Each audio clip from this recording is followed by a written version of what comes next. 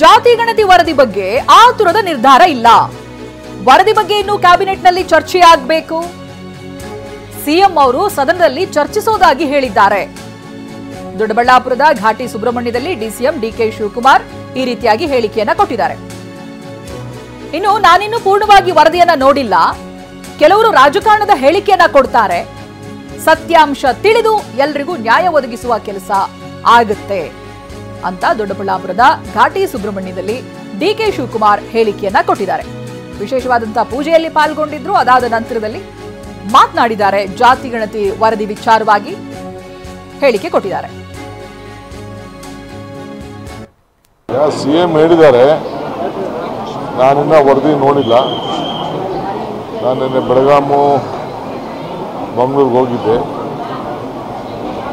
ನೋಡ್ತೀವಿ, ಅದು ಇನ್ನೂ ನಮ್ಮ ಕ್ಯಾಬಿನೆಟಲ್ಲಿ ಚರ್ಚೆ ಆಗಬೇಕು.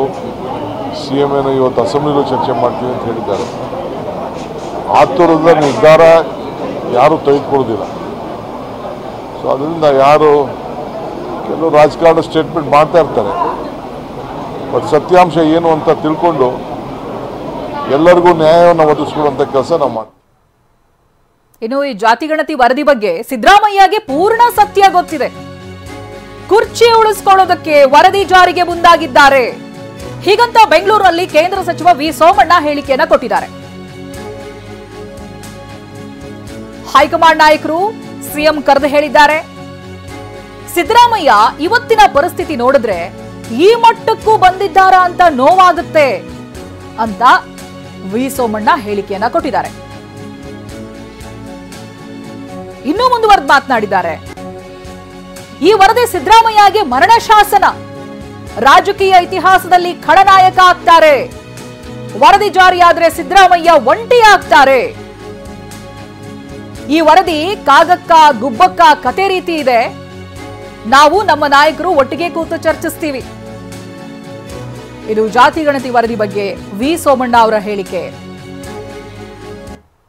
ಆ ವರದಿಯನ್ನ ಮಂಡನೆ ಮಾಡಿದ್ದಾರೆ. ಅದು ಕ್ಯಾಬಿನೆಟ್ ಅಲ್ಲಿ ಅಪ್ರೂವ್ ಆದ್ಮೇಲೆ ಅದನ್ನ ಮುಂದಕ್ಕೆ ಏನ್ ಮಾಡಬೇಕು ಅನ್ನೋದನ್ನ ನಾವೆಲ್ಲರೂ ಕೂಡ ಕುಳಿತುಕೋತೀವಿ. ನಮ್ಮ ಪಕ್ಷದ ಅನೇಕ ನೇತಾರಗಳಿದ್ದೀವಿ. ನಾವೆಲ್ಲ ಒಟ್ಟಿಗೆ ಸೇರಿ ಕುಳಿತುಕೊಂಡು ಚರ್ಚೆ ಮಾಡಿ ಸಿದ್ದರಾಮಯ್ಯನವರು ಕಾಂತರಾಜ್ ಸಮಿತಿ ವರದಿ ಸರಿ ಇಲ್ಲ ಅನ್ನೋದನ್ನ ಅವ್ರ ಪಾರ್ಟಿಯವರೇ 50-60% ಹೇಳ್ತಾ ಇದ್ದಾರೆ. ನೀವು ಇನ್ನೂ 3 ವರ್ಷ ನಾನೇ ಮುಖ್ಯಮಂತ್ರಿ ಆಗಿರ್ತೀನಿ ಅಂತ ಹೇಳಿದ್ದೀರಿ. 10 ವರ್ಷಕ್ಕೂ ಮೇಲ್ಪಟ್ಟಾಗಿದೆ. ಬಹುತೇಕ ಕಡೆ ಸರ್ವೆ ನಡೆದಿಲ್ಲ, ಮಕ್ಕಿ ಆಗಿದೆ. ಇದು ಕಾಗಮ್ಮ ಗೂಗಮ್ಮನ ಕಥೆ ಆಗಿದೆ ಈ ಒಂದು ವರದಿ. ಈ ವರದಿಯಲ್ಲಿ ಪ್ರಾಮಾಣಿಕವಾಗಿ ವರದಿಯನ್ನು ಮಾಡಿಲ್ಲ ಅನ್ನೋ ಕೂಗಿದೆ. ಅದ್ರ ಬಗ್ಗೆ ನೀವು ಹಿಂದೆನೆ ಮಾಡ್ಬೋದಾಯಿತು, ಮಾಡಲಿಲ್ಲ. ನೀವು ಇದ್ದಾಗೆ ಕೊಟ್ಟಿದ್ದು ಅವತ್ತೇ ಮಾಡ್ಬೋದಾಯಿತು, ಮಾಡಲಿಲ್ಲ.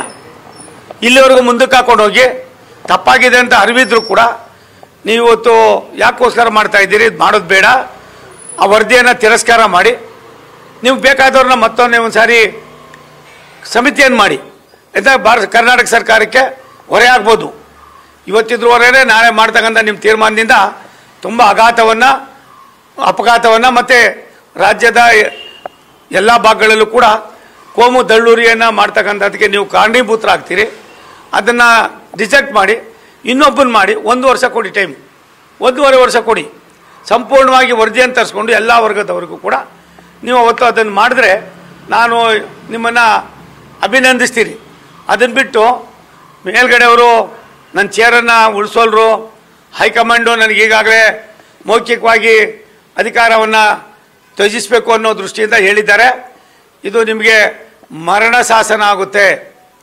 ನಿಮ್ಮ ಹೊರೆ ನಿಮಗೆ ಎಲ್ಲೋ ಒಂದು ಕಡೆ ಭಾರಿ ವ್ಯವಸ್ಥಿತವಾಗಿ ಪಿತ್ತೂರಿಯನ್ನು ಮಾಡಿ ನಿಮ್ಮ ಚೇರನ್ನು ಕಸಿತಕ್ಕಂಥದಕ್ಕೆ ತಮ್ಮ ಮೂಲಕ ಈ ವರದಿಯನ್ನು ಎಲ್ಲೋ ಕಾಗಮ್ಮ ಗೂಗಮ್ಮನ ಕೆಲಸ ಮಾಡಿರ್ತಕ್ಕಂಥ ಈ ವರದಿಯಲ್ಲಿ ಸಾಧಕ ಬಾಧಕಗಳ ಜೊತೆಯಲ್ಲಿ ಸತ್ಯಾಂಶ ಭಾರಿ ಕಡಿಮೆ ಇದೆ.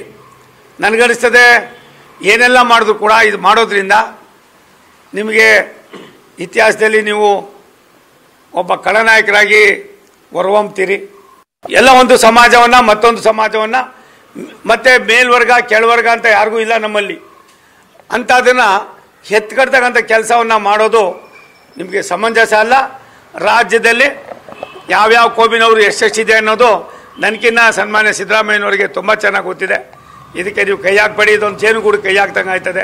ಇಂಥ ತಪ್ಪು ನಿಮ್ಮಿಂದ ಆಗಬಾರ್ದು ಅನ್ನೋದು ನಾನು ಕೂಡ ನಿಮ್ಮ ಜೊತೆಯಲ್ಲಿ 16 ವರ್ಷಗಳ ಕಾಲ ಜೊತೆಯಲ್ಲಿದ್ದವರು ಮಂತ್ರಿಗಳಾಗೂ ಕೂಡ ಕೆಲಸ ಮಾಡಿರೋರು ಎಲ್ಲ ಒಂದು ಕಡೆ ನಿಮ್ಮ ಪಾರ್ಟಿಯವರು ನಿಮ್ಮನ್ನು ಯಾವ್ಯಾವ ಆಯುಧಗಳನ್ನ ಹಿಡ್ಕೊಂಡು ತಿವಿತಾ ಇದ್ದಾರೋ ಗೊತ್ತಿಲ್ಲ. ಆ ತಿವಿತಕ್ಕೆ ಹೊಡೆದಾಗಿ ಎಲ್ಲೋ ಕೊರಗುವಂಥ ಪರಿಸ್ಥಿತಿಗೆ ತಗೊಂಡು ಹೋಗಬೇಡಿ ನೀವು.